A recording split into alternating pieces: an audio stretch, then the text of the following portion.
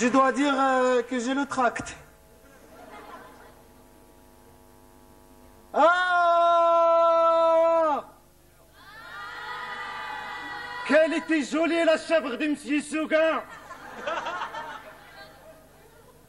Avec sa barbiche de sous-officier, ses yeux noirs luisants, ses sabots noirs luisants, et ses longs poils blancs qui lui faisaient une hopelande.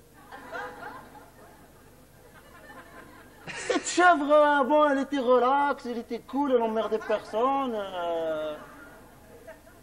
Mais elle avait un problème, cette chèvre. C'était pas une chèvre normale. Si c'est une chèvre normale, c'est pas tous les enfants du monde qui vont apprendre tous les jours. Ah, que était jolie, que était jolie.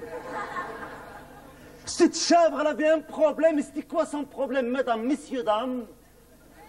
C'était qu'elle voulait gambader. Son problème, c'est qu'elle voulait gambader. Elle ne pouvait pas gambader parce qu'elle était attachée. Voilà, ça voilà. Et cette chèvre, elle voulait gambader. Elle disait à Monsieur Seguin, laisse-moi aller gambader. Qu'est-ce que je t'ai fait, moi? Qu'est-ce qu'il y a? Laisse-moi aller dans la prairie. Laisse-moi me faire des amis, non? Laisse-moi aller me gazouiller dans l'herbe. Laisse-moi m'expanouir, elle voulait dire.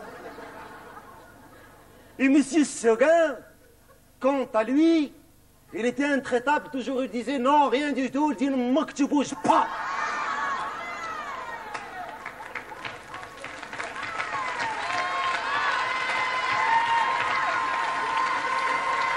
Alors cette chèvre, elle voulait gambader.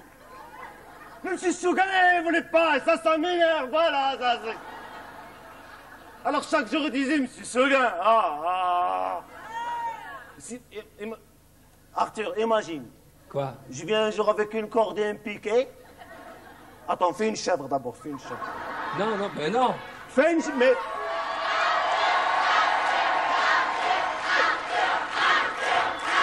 Attends. Non. Mais... Ah, non, c'est du théâtre, imagine pourquoi moi je suis un Monsieur Seguin. Je suis pas un Monsieur Seguin. Imagine, je viens comme ça, je t'attache comme ça et je te dis, tu bouges pas. Tu ne saurais. Et cette chèvre, elle voulait gambader. Tu sais, chaque jour, laisse-moi gambader. Tu sais, tous les moyens étaient mis en œuvre pour aller gambader. Harcèlement, pression psychologique, écoute téléphonique. Elle a même organisé une manif, cette chèvre. Regardez cette chèvre, jusqu'à quel point elle est maligne. Vous la connaissez.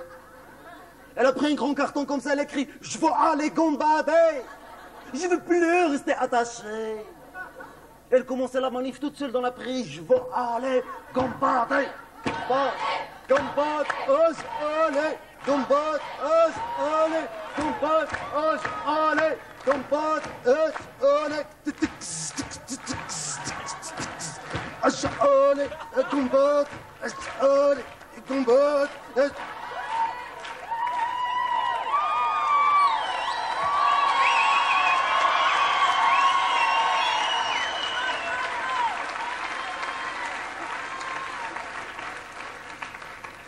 Elle voulait gambader.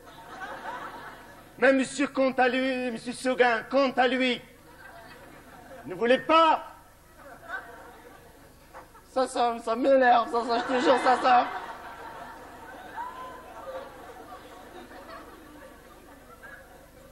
Mais, ah là, un jour, l'aube vint de bon matin.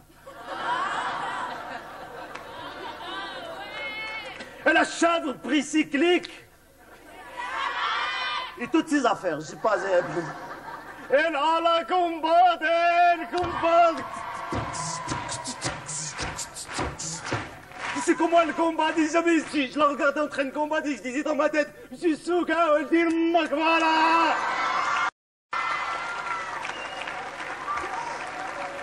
C'est comment elle combattait? Jamais vu de ma vie une chèvre combattait comme ça. C'était l'open du gambadage. Elle a tellement gambadé, 3 jours ou 4 jours. Bon, on peut parler d'un gambadage intensif. Elle a tellement gambadé, cette chèvre, elle est arrivée comme au sommet du pic de la montagne. C'est-à-dire le maximum de la montagne est arrivé. Ça veut dire après, c'est un oiseau. Il n'y a pas de... Et elle arrive à là-bas. Ah là là là là là là. Et qu'est-ce que... Là-bas, qu'est-ce qu'il y avait là-bas? Alors là, cette partie de l'histoire, je la déteste. Parce que je connais la suite, c'est pour ça que ça m'énerve, voilà. Il y avait quel loup? Il y avait les loups, tous les loups du quartier s'étaient donné rendez-vous. 4000 ou 5000 loups. Et pas n'importe quel loup, des loups garous. Quand soudain, tous les loups se jetèrent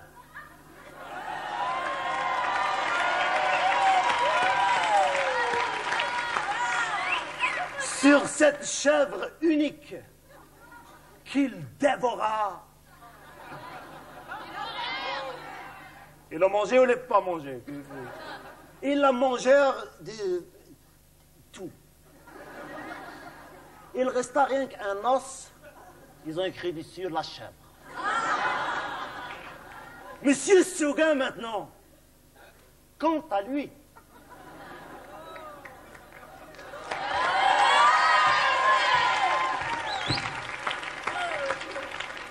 il ne se doutait-il de rien. Il était chez lui tranquille à la maison, en train d'écouter Europe 2. C'est le jour facile, il s'est fait d'écouter.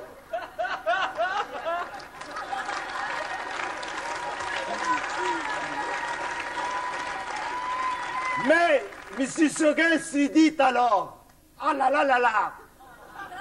Et là, je vous prie que je ferai maintenant un théâtre pour vous, que j'interprète. Merci beaucoup, Monsieur Seguin.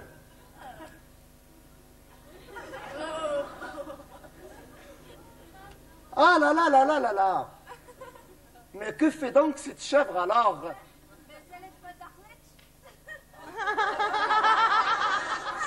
Bienvenue à ma cousine. Mais que fait cette chèvre alors? J'espère qu'elle n'a pas été sur le maximum de la montagne, celle-là. Sinon, je la tue. Il ne savait pas encore.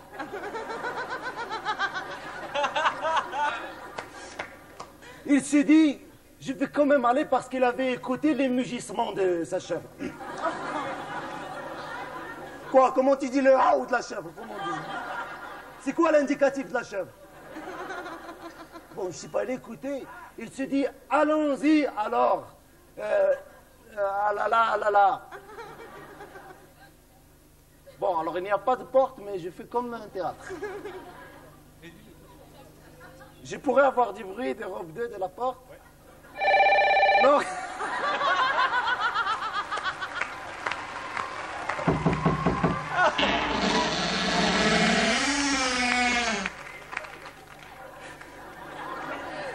Il sortit de chez lui en allant à la quête de sa chèvre, chantonnant, regardant les étoiles.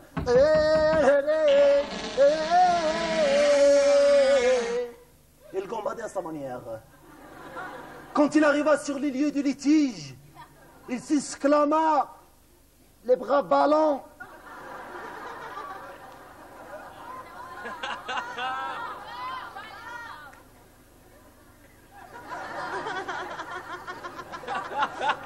Qu'est-ce que dit-il maintenant, M. Seguin? Oh là là, là là là là là là là là. La chèvre, je t'avais parlé ou je t'avais pas parlé? Regarde comment tu es maintenant, pourquoi tu es venu combattre comme ça? Il a pris le bout d'os comme ça dans ses mains qui restait, il avait écrit la chèvre, elle commence à pleurer.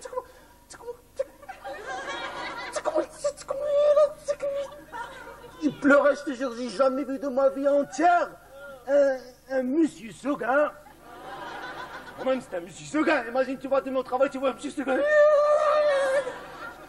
en train de pleurer, pleurer, pleurer, pleurer. Il a pris le bout d'os comme ça, il s'en alla chez lui.